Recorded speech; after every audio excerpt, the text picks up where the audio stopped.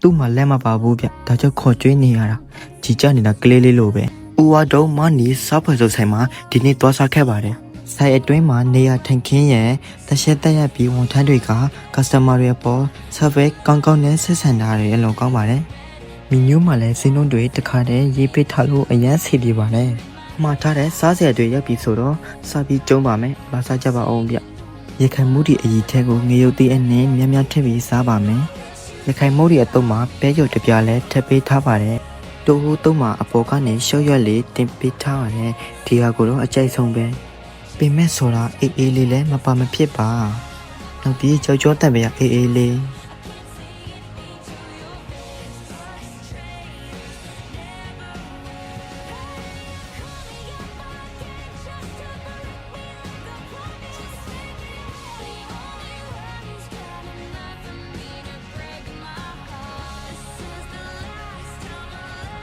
ဒီနေရာမှာဓာတ်ပုံရိုက်ချင်တဲ့သူတွေလည်းရိုက်လို့ရပါတယ်အားလုံးပဲဘိုင်ဘိုင်